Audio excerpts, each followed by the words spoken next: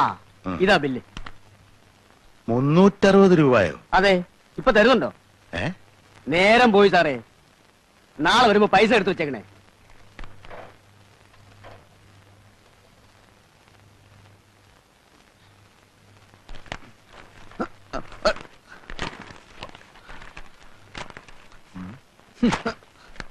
ആരാ മക്കളെ ഇത്രയും പത്രങ്ങൾക്ക് പൈസ കൊടുക്കുന്നത്? അമ്മയാണച്ചാ. മാസം 360 രൂപയോ? അവൻ വരുത്തുന്ന മൂരാച്ചി പത്രങ്ങൾ നിർത്തിയേക്കച്ച. ഞാൻ അയക്കുന്നത് ഇന്ന് ഇത്രയും രൂപ എങ്ങനെ ഭാനു പത്രത്തിന് കൊടുക്കുന്നെന്ന് എനിക്ക് മനസ്സിലാകത്തത്. അത് അച്ഛാ, ഞാൻ ഇവിടുന്ന് അങ്ങനെ അധികം ഭക്ഷണമൊന്നും കഴിക്കുന്നില്ലല്ലോ. പാർട്ടി ഓഫീസിലെ പരിപ്പോടെയും ചായ മാത്രമേ ഉള്ളൂ. ഞങ്ങൾ അധ്വാനിക്കുന്ന ജനവിഭാഗമാണല്ലോ. ഇത് അമ്മ എന്റെ ഭക്ഷണത്തിൽ നിന്ന് ലാഭിക്കുന്നതാ.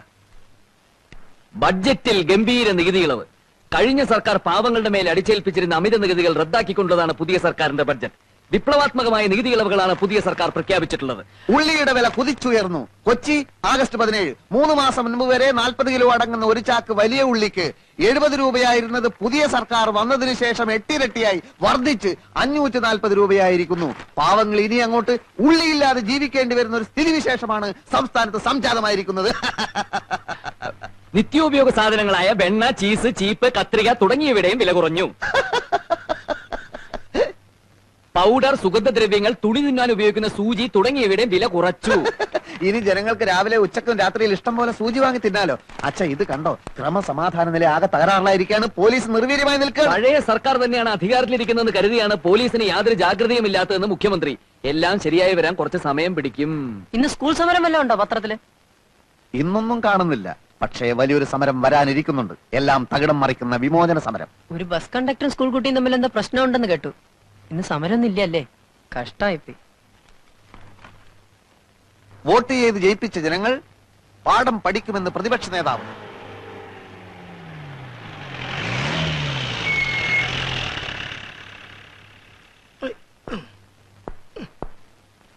വരാനുള്ളത് വല്ല വിധേനയും വഴി തെങ്ങുന്ന് കരുതി. പക്ഷെ നടന്നില്ല. കാലിന് എന്ത് പറ്റിയാണെന്താ? കാലിനെ പറ്റിയത് വെളിയിൽ നിന്നുള്ള കാഴ്ചയാ. ഷർട്ടൂരിയാൽ ദേഹാസകലം നീലിച്ച പാടുകളാ.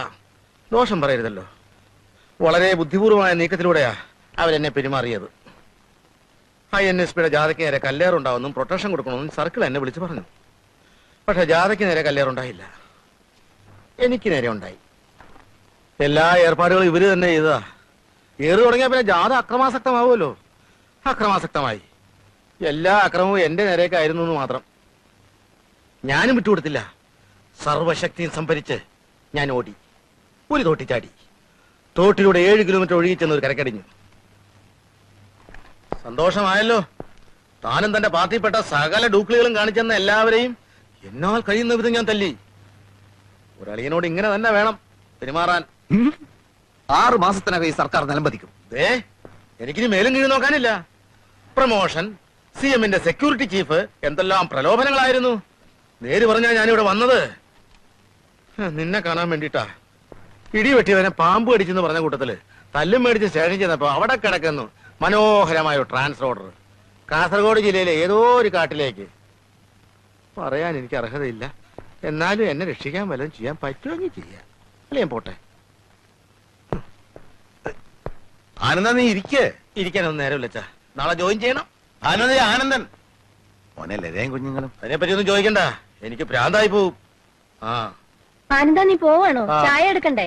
വേണ്ട വേണ്ട. അയ്യോ, നിന്റെ കാലിലെന്ത് പറ്റി? ഒന്നും പറ്റിയതല്ല. ഞാനേ ഒരു നാടകത്തിൽ ചട്ടുകാരനായിട്ട് അഭിനയിക്കുന്നുണ്ട്. അതിന്റെ റിഹേഴ്സൽ എടുത്തോണ്ടിരിക്കുക.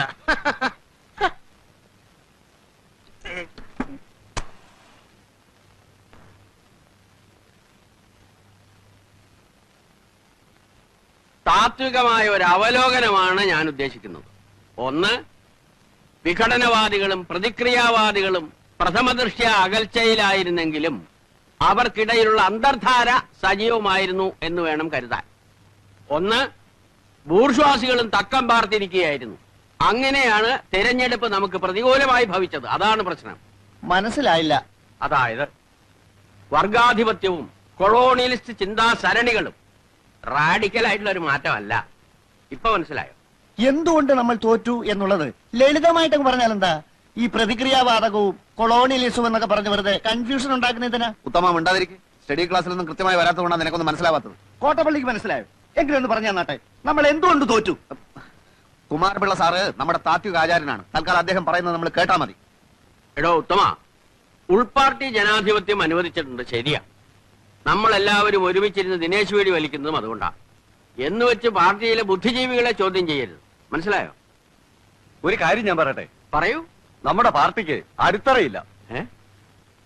പണ്ടൊക്കെ നമ്മുടെ പാർട്ടി എന്ന് പറഞ്ഞാൽ നാട്ടിൽ ആരെങ്കിലും മരിച്ചാൽ അവിടെ ഓടിയെത്തി വിറക് വെട്ടിക്കൊടുക്കും, കുഴി വെട്ടിക്കൊടുക്കും. ഒരു വീട്ടിൽ ഒരു കല്യാണം വന്നാൽ ആദ്യാവസാനം നമ്മളവിടെ ഉണ്ടാവും. ഡോക്ടറെ വിളിക്കാനും രോഗിയെ ആശുപത്രിയിൽ എത്തിക്കാനും മുൻപന്തിയിൽ കാണും. ഇപ്പോഴതൊന്നും ഇല്ല. അതുകൊണ്ടാണ് ഞാൻ പറഞ്ഞത് RDPക്ക് അടിത്തറയില്ലെന്ന്. നിങ്ങളോട് അവിടെ ഇരിക്കാനാ പറഞ്ഞത്. അച്ചടക്കമില്ലാതെ പെരുമാറിയാൽ അറിയാലോ, ഞങ്ങളത് പഠിപ്പിക്കും.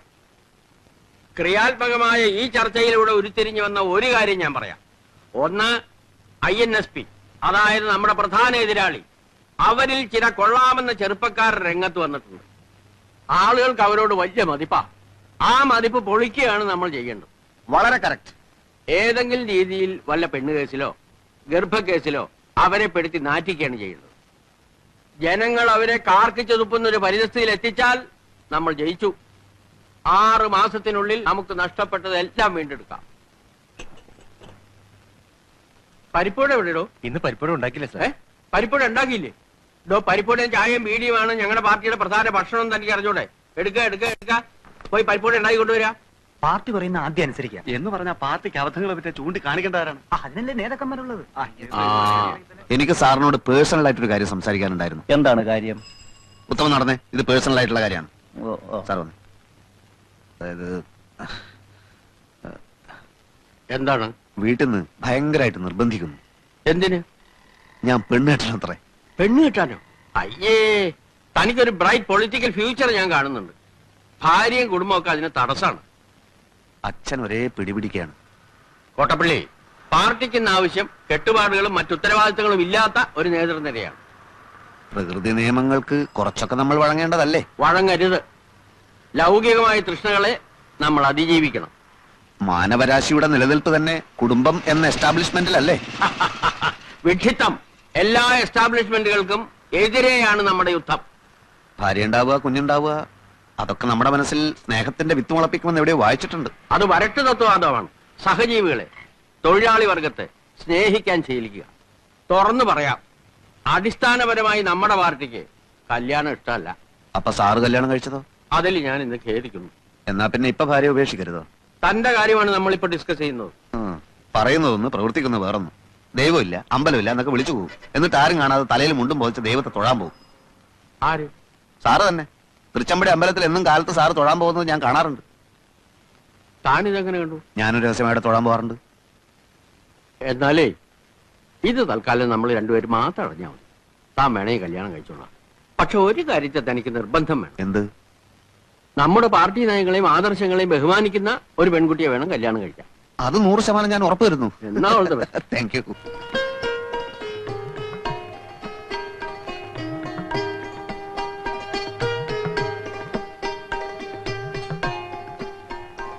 ശരിക്കും നോക്കിക്കോളൂ.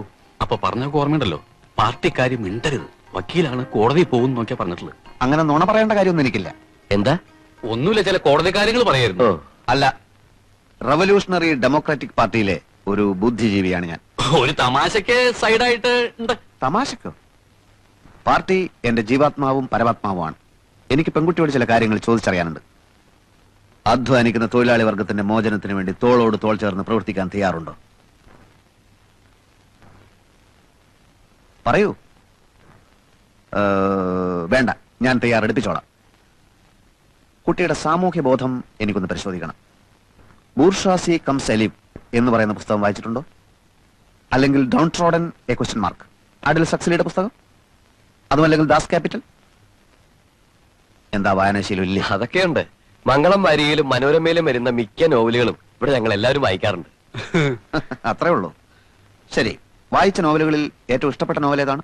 ഏതാ മോളെ? അത് ഏതായാലും പറഞ്ഞേക്ക്. ഏറ്റവും ഇഷ്ടപ്പെട്ടത് മനോരമയിലെ ഹവ ബീച്ച്. ഹവാ ബീച്ചോ? അതെന്ത് ബീച്ചാണ്? അതേതെങ്കിലും ഫോറിൻ ബീച്ച് ആയിരിക്കും. കോട്ടയം പുഷ്പനാഥനെയും മാത്യു മറ്റത്തിനെയും മോൾക്ക് വലിയ ഇഷ്ടാ.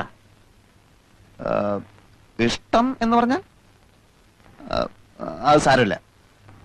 എനിക്ക് ചില നിബന്ധനകൾ മുമ്പോട്ട് വെക്കാനുണ്ട്. കല്യാണത്തിന് ആർഭാടങ്ങളൊന്നും പാടില്ല. ഞങ്ങളുടെ പാർട്ടി ഓഫീസിൽ വെച്ച് വളരെ ലളിതമായ ഒരു ചടങ്ങ്. ഞാനൊരു രക്തഹാരം അങ്ങോട്ടണിയിക്കും, കുട്ടി ഒരു രക്തഹാരം ഇങ്ങോട്ടണിയിക്കും. അതിനുശേഷം അരമണിക്കൂർ നേരം ഞങ്ങളുടെ പാർട്ടി പ്രവർത്തകർ ഞങ്ങളുടെ പാർട്ടി സൂക്തങ്ങൾ ഉറക്കെ ചൊല്ലും. പിന്നെ ഒരു ഗ്ലാസ് നാരങ്ങ വെള്ളം. ചടങ്ങ് തീർന്നു. ഞാൻ അധികവും അണ്ടർഗ്രൗണ്ടിലായിരിക്കും, ഒളിവിൽ. ശ്രീമാൻ തോപ്പിൽ ഭാസിയുടെ ഒളിവിലെ ഓർമ്മകൾ വായിച്ചിട്ടില്ലേ? അതുപോലൊരു ജീവിതമായിരിക്കും മിക്കപ്പോഴും. NSP ഞങ്ങളെ വേട്ടയാടുകയാണല്ലോ. ചിലപ്പോൾ ലോക്കപ്പിലോ ജയിലിലോ ആയെന്ന് വരാം. ഒരു വിപ്ലവകാരിയുടെ ഭാര്യ എന്തും സഹിക്കാൻ പ്രാപ്തയായിരിക്കണം. ചിലപ്പോൾ കുട്ടി വെടിയുണ്ടകൾ നേരിടേണ്ടി വന്നേക്കാം. അപ്പോൾ വിരിമാർ കാണിച്ചു കൊടുക്കേണ്ടി വരും. മോളകത്തേക്ക് വെക്കോ. അച്ഛനേരം നീ വന്നേ.